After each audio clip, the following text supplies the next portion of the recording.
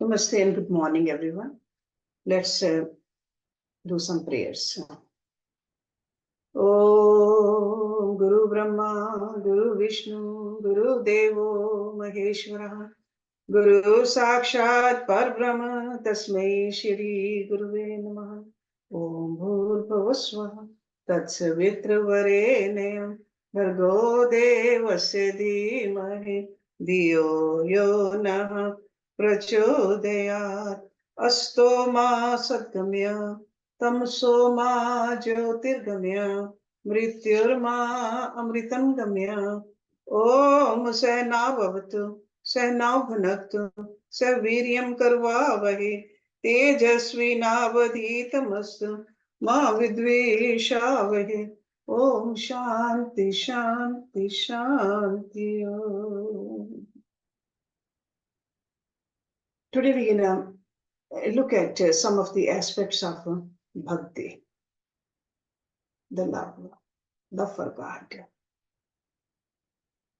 We can look at Bhakti as a triangle also. And each of the angles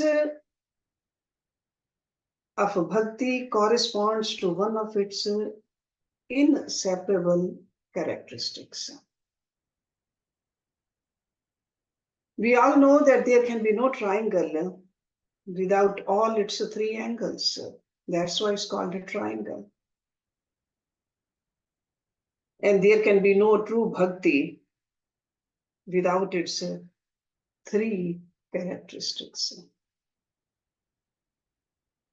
The first angle of our triangle of love for God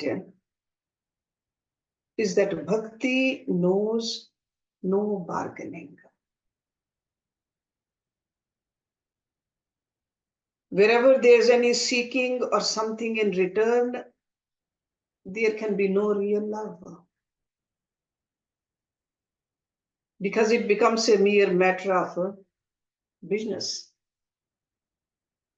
As long as there is in us any idea of driving this or that favor from God in return of our respect and allegiance to Him, so long there can be no true love for God growing in our hearts.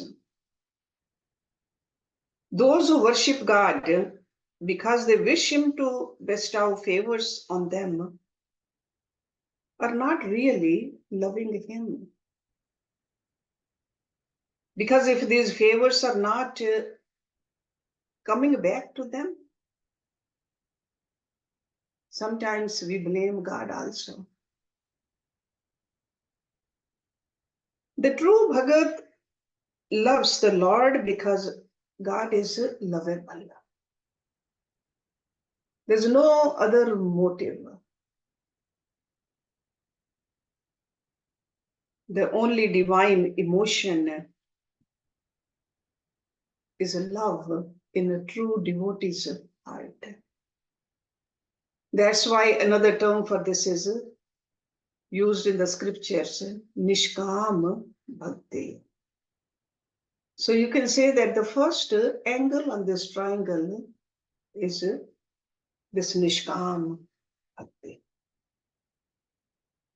I'm sure you have all heard this story before. To emphasize this first triangle, or first angle of this triangle, there was a great king who went into a forest and he met a sage there.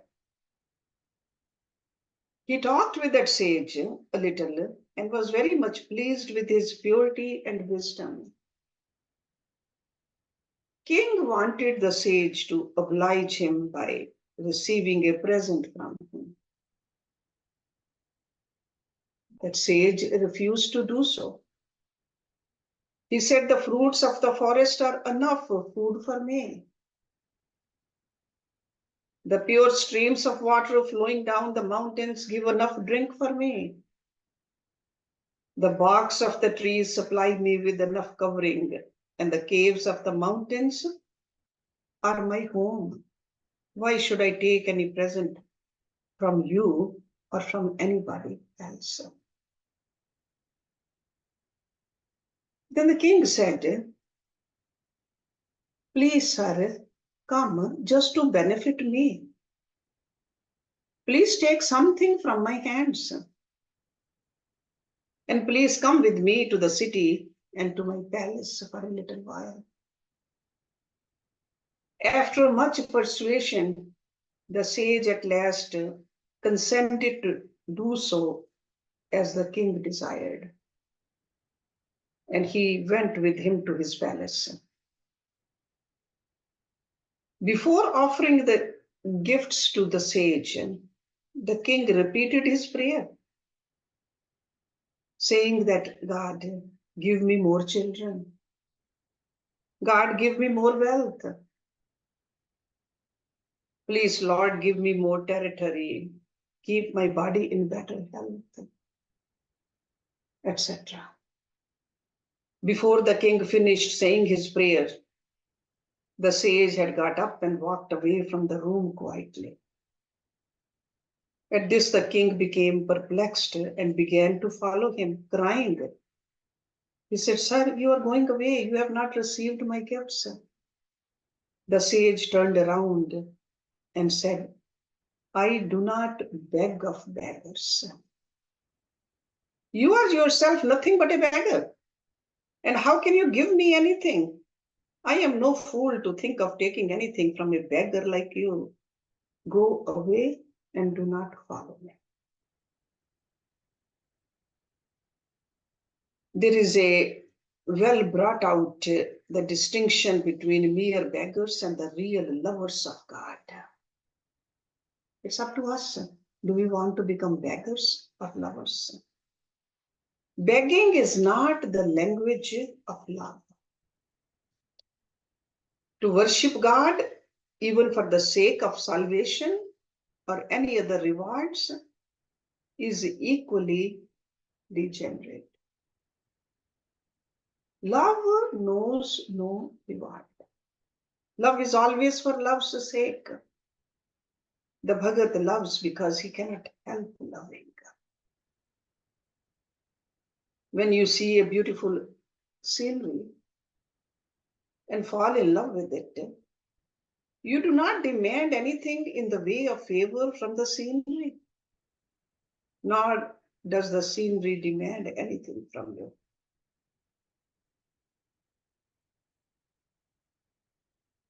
So this nature of real love is the first angle of our triangle. Now we got to look in our heart. Do we love God that way? Or do we love God so that God gives us something? Ask not anything in return for your love. Let your position be always that of the giver. Give your love unto God. But do not ask anything even in return from Him. That is a true bhakti. That is a true love. The second angle of the triangle of love is that love knows no fear. जो डरता है वो भगत नहीं. Those that love God through fear are the lowest of human beings, quite undeveloped as human beings. They worship God from fear of punishment. He is a great being to them, with a whip in one hand and the scepter in the other. If they do not obey him, they are afraid they'll be whipped. It is a degradation to worship God through fear of punishment. Such worship is, if worship at all, the crudest form of the worship of love. So long as there is any fear in the heart, how can there be love also? Because love and fear, they are opposite side of that spectrum. Love conquers naturally all fear. Think of of a young mother in the street and a dog barking at her. She is frightened and flies into the nearest house. But suppose the next day she is in the street with her child. And instead of the dog, there's a lion springs upon the child. Where will be her position now? Of course, in the very mouth of the lion, if it needs to be, because she wants to protect her child. So love conquers all fear. Fear comes from the selfish idea of cutting one's self off from the universe. The smaller and the more selfish I make myself, the more is my fear. If a person thinks he's a little nothing, fear will surely come upon him. And the less you think of yourself as an insignificant person, the less fear there will be for you. So love and fear are incompatible. So God is never to be feared by those who love him. The commandment, do not take the name of the Lord thy God in vain. The true lover of God. So you are only repeating his name because you love him, not out of fear. So that is a second angle of that triangle. The third angle of the love triangle of the Bhakti is that Bhakti knows no rival. That means it is always embodied the lover's highest ideal. True love never comes until the object of our love becomes to us our highest ideal. It may be that in many cases human love is misdirected and misplaced, but to the person who loves, the thing he loves is always his own highest ideal. One may see his ideal in the vilest of beings, another in the highest of beings. Nevertheless, in any case, it is the ideal alone that can be truly and intensely loved. So the highest ideal of every human being is called God. We may call God by different names, but that is the highest ideal. Ignorant or wise, saint or sinner, man or woman, educated or uneducated, cultivated or uncultivated. To every human being, the highest ideal is God. The synthesis of all the highest ideals of beauty, of sublimity, and of power gives us the completest conception of the loving and lovable God. That's why when we see the murtis made by the artists of God, the best, the most beautiful, the most adoring. These ideals exist in some shape or other in every mind naturally. They form a part and parcel of all our minds. All the active manifestations of human nature are struggles of those ideals to become realized in practical life.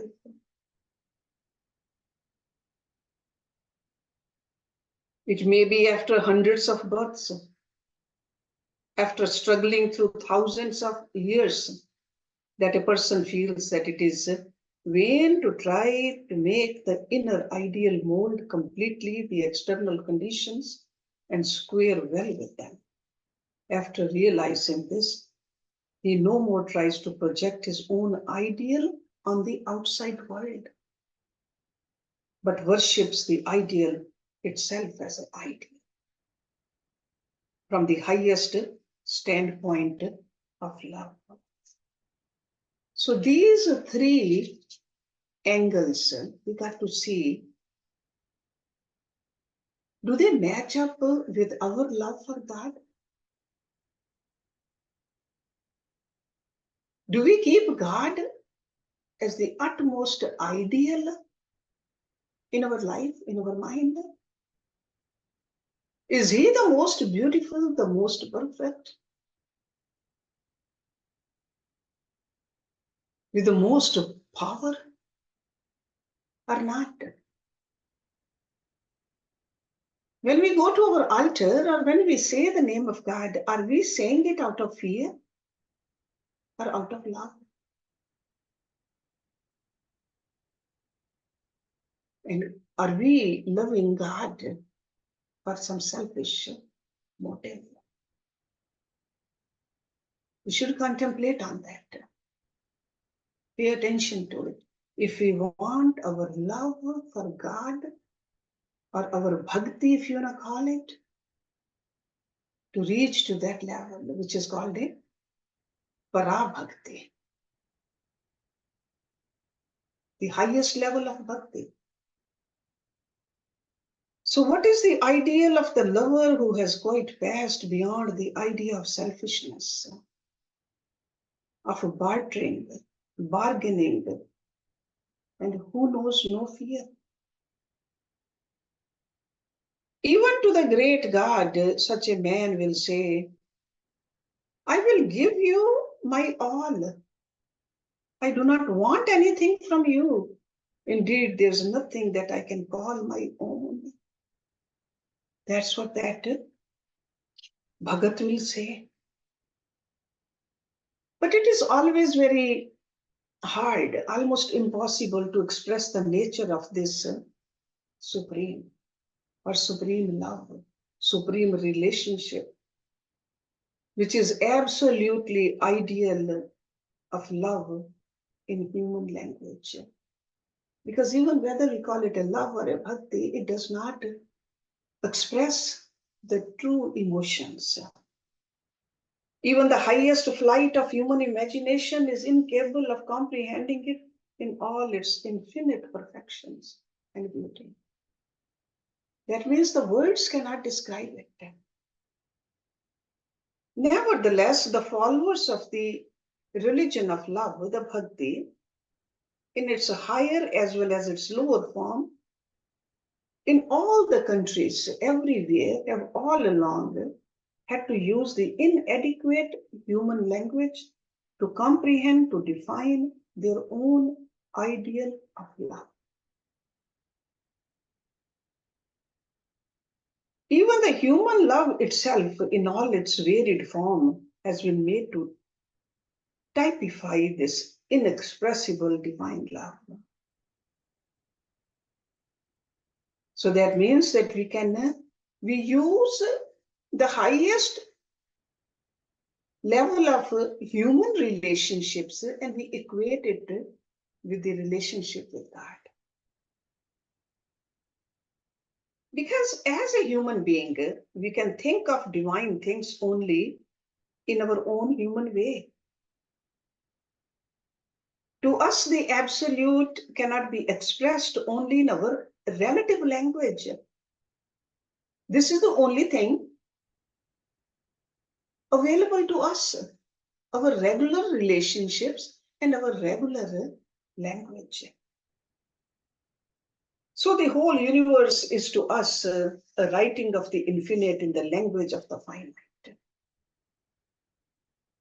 So that's why the Bhagat makes use of all the common terms associated with the common love of humanity in relation to God and his worship through love. Some of the great writers of the Par Bhakti have tried to understand, experience this divine love in so many different ways. One of the form of this love is apprehended, what they call a shant. That is the word they give, shant bhagat. Peaceful. When a person worships God without the fire of love in him, without its madness in his brain, when his love is just a calm, commonplace love, a little higher than mere forms and ceremonies and symbols, but not at all characterized by the madness of intensely active love. It is said to be shant. Shant bhav, they call it. We see some people in the world who like to move on slowly, others who come and go like the whirlwind. The shant bhagat is calm, peaceful, and gentle. The next type of a bhagat could be called a dasya. That is a servantship. It comes when a person thinks he's the servant of the Lord. The attachment of the faithful servant unto the master and his ideal. Whatever my master says, I'll do it. I'll always be the servant. Another type of love is sakya, friendship. Thou art our beloved friend. Just as a person opens his heart to his friend and knows that the friend will never chide him for his faults, but will always try to help him, just as there is the idea of equality between him and his friend. So equal love flows in and out between the worshipper and his friendly God. That is a sakya. God becomes our friend. The friend who is very dear, friend who is very near, friend to whom we may freely tell all the tales of our lives. There's no secret between two friends. The innermost secrets of our hearts we may place before him with a great assurance of safety and support. That's what a friend is. He is the friend whom the devotee accepts as an equal. So God is viewed here as our playmate. We may well say that we are all playing in this universe. Just as children play their games, just as the most glorious kings and the emperors play their own games, so is the beloved Lord himself in sport with his universe. He is perfect. He doesn't want anything. Why should he create? Activity is always with us for the fulfillment of a certain want, and want always presupposes imperfections. But we know that God is perfect. He has no wants. Why should he go on with this work of an ever active creation? For us, because he wants to play with us. This play goes on. So world is like a playground for this kind of a bhagat. And we are here having fun, having a game. And God is with us playing all the while. And we are with him playing. And God is our eternal playmate. And how beautifully he is playing. And the play is finished when the cycle comes to an end. It's almost like a child makes a castle with the sand. At the end of the day, just breaks it down. And the child wants to rest at night. He is playing when he is building up earths. He's playing when he's creating the suns and the moons. He's playing with the human heart, with animals, with plants. We are his playmates. He arranges us. in a way, and we accept it. And this is so blissful for this Bhagat, because he finds the God as a playmate, Sakha. And then another kind of a relationships we have in this world. Some of us are mothers, some are fathers, and we have children. That is known as Vatsalya. Loving God not as our father, but as our child. This may look peculiar, but it is a discipline to enable us to detach all ideas of power from the concept of God. The idea of power brings with it certain level of awe. The ideas of reverence, obedience are necessary for the formation of character. But when character is formed, when the lover has tasted the calm, peaceful love, tasted all the little of its intense madness, that he needs to talk no more of ethics and discipline. So God, as mighty, majestic, glorious, as the Lord of the universe, or as the God of the gods, now the lover says he does not care. So it is to avoid this kind of association with the God of the fear-creating sense of power, he worships God as his own child. The mother and the father are not moved by awe in relationship to the child. They cannot have any reverence for the child. They cannot think of asking any favor from the child. The child's position is always that of the receiver. And out of the love for the child, the parents will give up their bodies 100 times over. 1,000 lives they will sacrifice for that one child of theirs. And therefore God is loved as a child for some Bhagats. This idea of loving God as a child can come into existence and grows naturally among Hinduism and Christianity, mainly. Divine motherhood, or when we talk about the baby Krishna. Women in India often look upon themselves as Krishna's mother.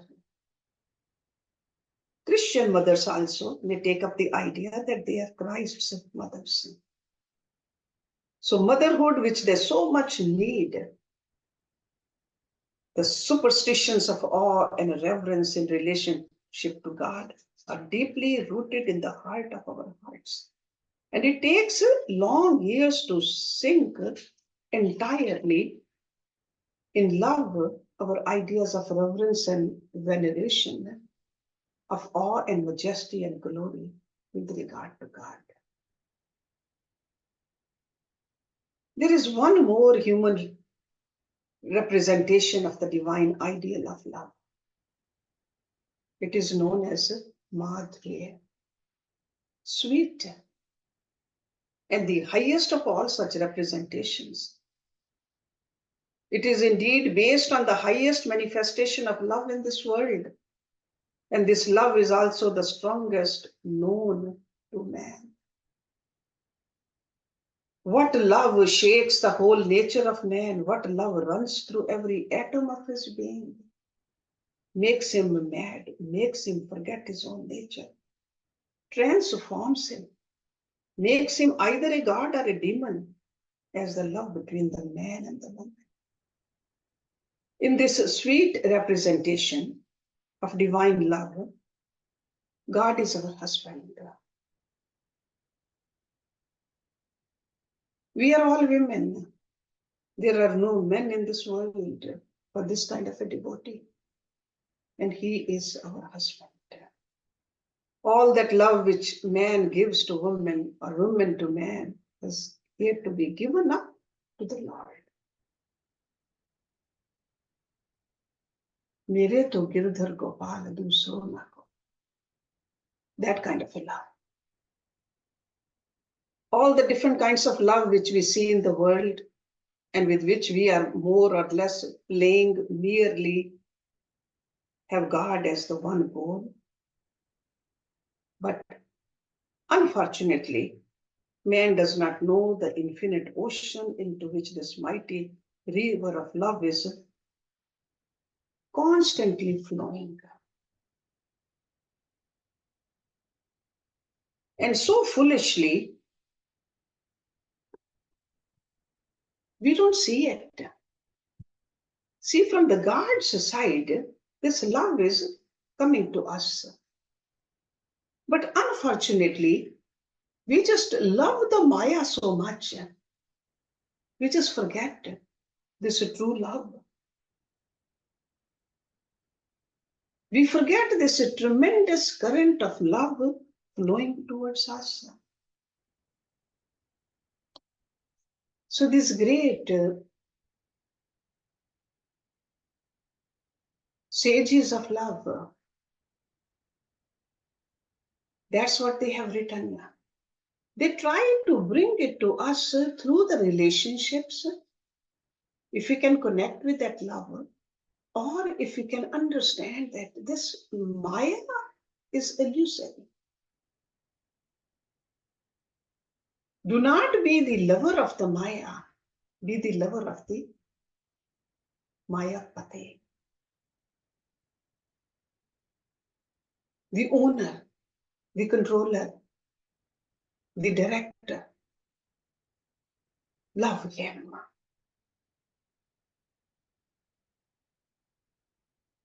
All love and all passions of the human heart must go to him, to God. He is the beloved. Whom else can this heart love? There have been many, many verses written on that, whether we read the Chandelier, Bhakti Shastra, or when we look at the Narad Bhakti Sutras, or many, many other saints have written this. He is the most beautiful, the most sublime. He is beauty itself, sublimity itself. Who is this universe is more beautiful than him? Who in this universe is more fit to become the husband than he? Who in this universe is fitter to be loved than he? So let him be the husband, let him be the beloved. Often it so happens that the divine lovers who sing of this divine love accept the language of the human love in all its aspects as adequate to describe it. Even though it's very hard to describe, but they have to use this human language. But fools do not understand this. They never will. But the Bhagat will.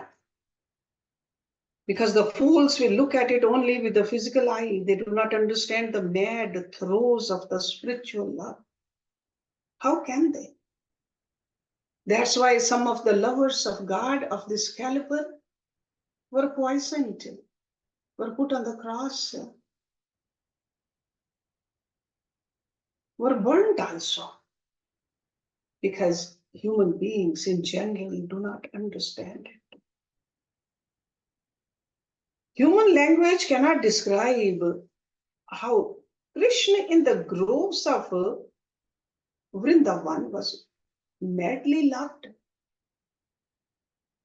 How at the sound of his voice the ever-blessed gopis rushed out to meet him, forgetting everything, forgetting this world, forgetting the ties of this world, forgetting the duties of their home. They just rushed out to this joy, to meet their beloved. That was Bhakti, topmost Bhakti. That is called a divine love. At the same time, we are all able to bring our love to that height. But we have to detach from the vanities of this world. We got to see, are we sincere? Or are we just posing? Where Ram is, there's no room for any desire. Where desire is, there's no room for Ram. Because these two can never coexist. Like light and darkness,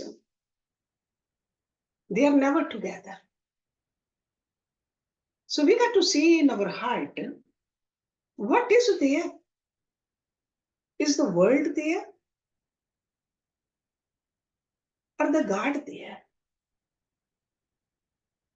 They both cannot be there. In Hindi, it's said that एक तलवार में, एक म्यान में दो तलवारें नहीं समा सकती. Okay, so the same thing goes over here. The love for God and the love for the world cannot coexist.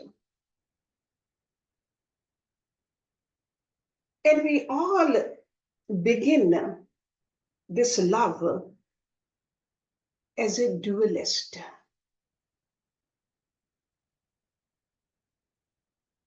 First, the God is a separate being for us. We feel ourselves to be separate beings. Love then comes in the middle. And we begin to approach God, and God also comes nearer and nearer to us. There is a God and there is us and the love in between. So we can take up all these various relationships. As a father, as a mother, as a son, as a friend, as a master, as a lover. But idea is to grow this love, which is in between.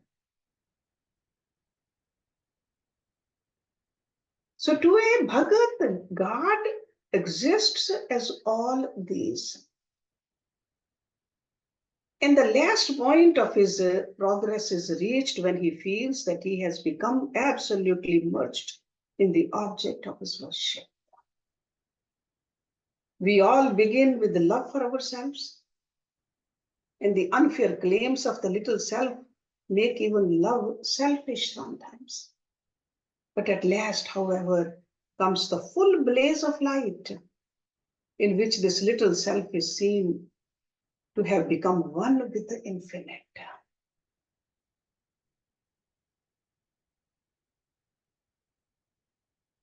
This is the light of love.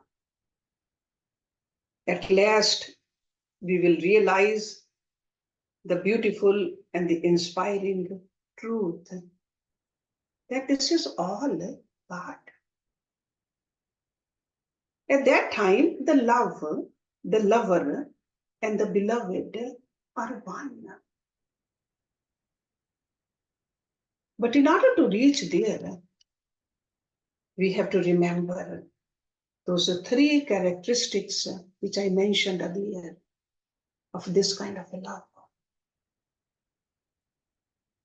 Because those three characteristics, if we remember why doing the sadhana, then we can reach to this point where there's a oneness through any kind of a relationship between us and God. But idea is to become one with our beloved. So God is always there, everywhere. But the work we have to do to cut down this separation between him and us.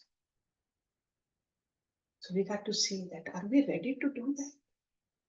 Do we want to do this in this lifetime? Or do we want to just come back and come and go for a few more times before we realize the ultimate goal of our life? Let's stop it here. Om Purnamada Purnamidam Purnat Purnamudachyate Purnasya Purnamadaye Purnameva Vishishyate. Om Shanti Shanti Shanti Om. Thank you very much.